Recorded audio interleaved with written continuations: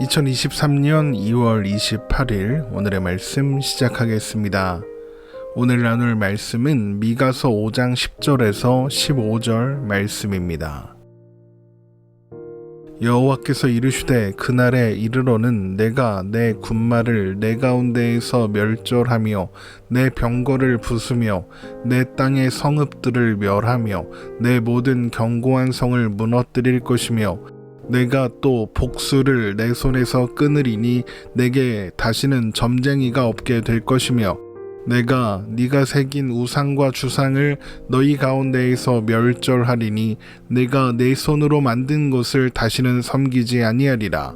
내가 또 내 아세라 목상을 너희 가운데에서 빼버리고 내 성읍들을 멸할 것이며 내가 또 진노와 분노로 순종하지 아니한 나라에 갚으리라 하셨느니라.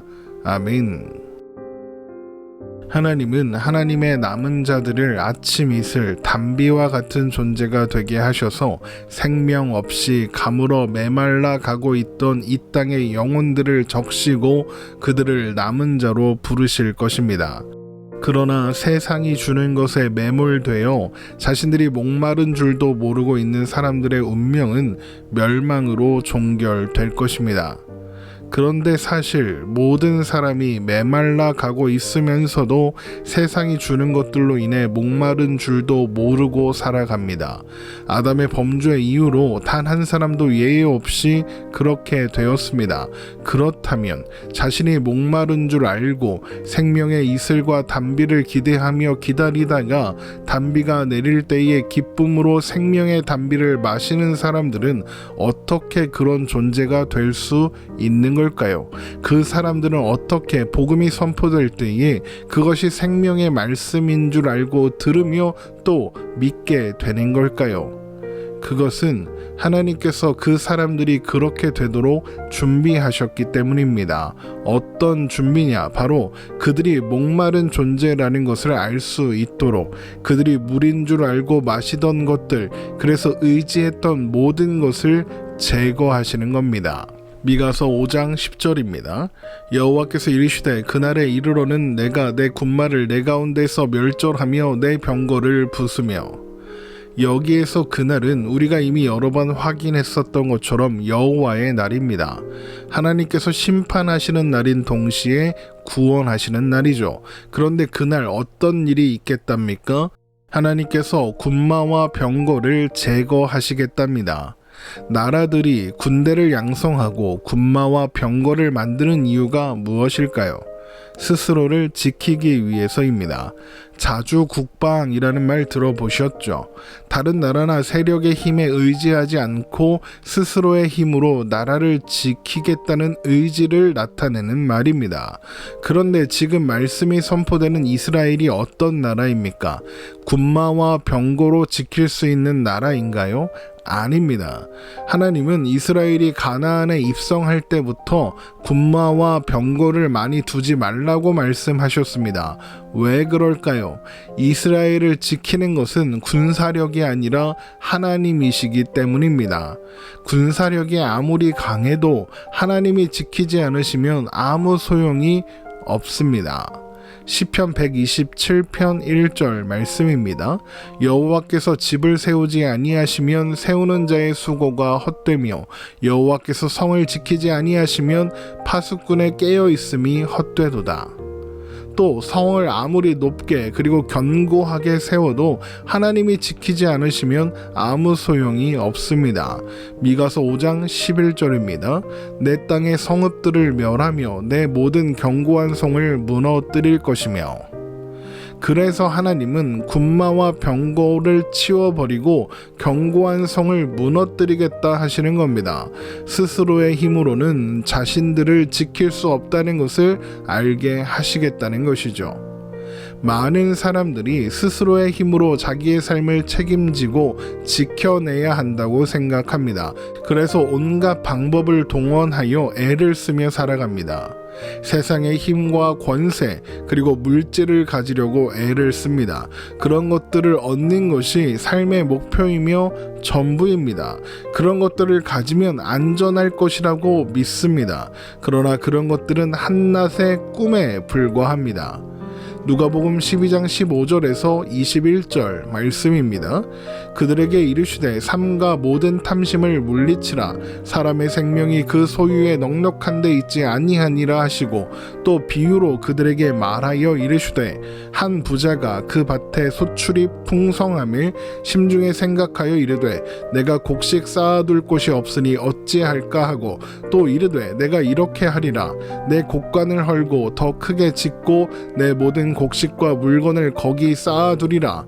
또 내가 내 영혼에게 이르되 영혼아 여러 해 쓸 물건을 많이 쌓아두었으니 평안히 쉬고 먹고 마시고 즐거워하자 하리라 하되 하나님은 이르시되 어리석은 자여 오늘 밤에 내 영혼을 도로 찾으리니 그러면 내 준비한 것이 누구의 것이 되겠느냐 하셨으니 자기를 위하여 재물을 쌓아두고 하나님께 대하여 부요하지 못한 자가 이와 같으니라.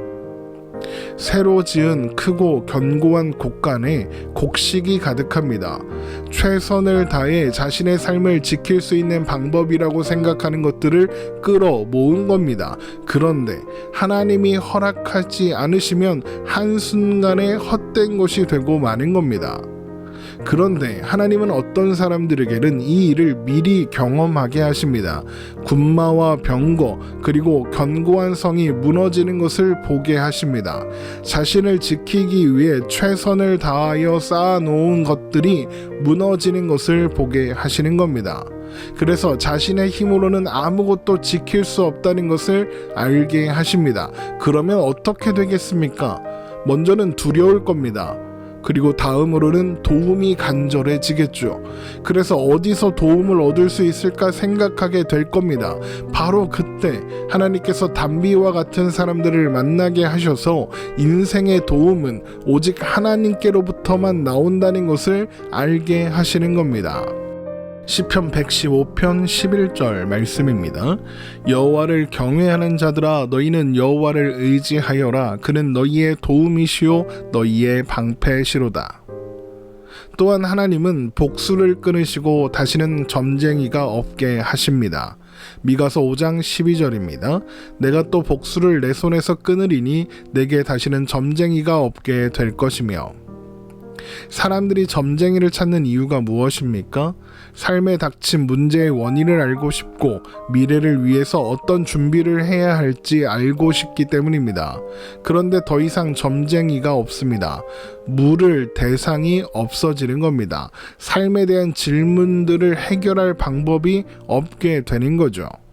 그런데 사실 이스라엘 백성들은 삶에 닥친 문제의 원인을 궁금해할 필요도 미래를 궁금해할 필요도 없습니다. 왜 그렇습니까?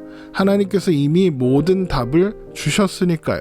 율법이 있고 하나님의 말씀이 있습니다.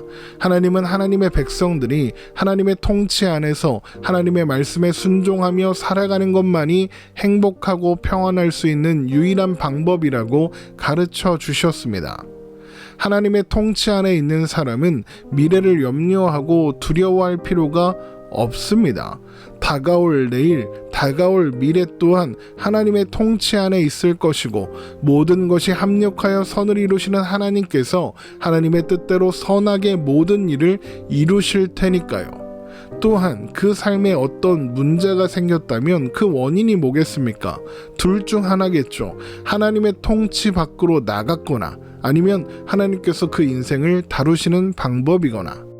그러니까 결국 하나님의 백성들이 해야 하는 일은 하나님의 뜻을 구하고 하나님의 통치 안에서 하나님과 함께 동행하는 것이지 복수를 행하고 점쟁이를 찾는 것이 아니라는 겁니다.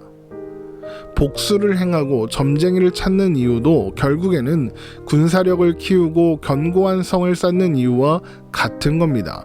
미래를 자신이 알아야 안전하고 행복할 수 있다고 생각하는 거죠.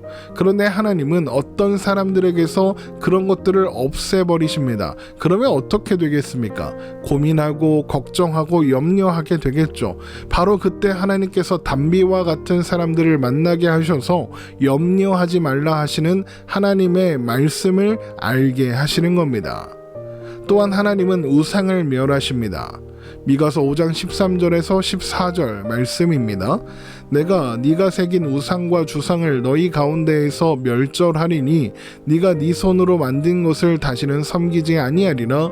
내가 또 내 아세라 목상을 너희 가운데에서 빼버리고 내 성읍들을 멸할 것이며. 사람들이 우상을 섬기는 이유가 무엇입니까? 군사력을 키우고 견고한 성을 쌓으며 점쟁이를 찾는 이유와 같습니다. 내가 우상을 잘 대우해주고 대접해줘서 우상의 기분을 최선을 다해서 잘 맞춰주면 우상이 나를 지켜줘서 안전하게 해줄 것이라고 생각하기 때문입니다. 그런데 우상이 모두 무너지고 사라집니다. 이것이 무엇을 의미하겠습니까? 우상은 그저 나무 토막, 돌덩이에 불과하다는 의미입니다.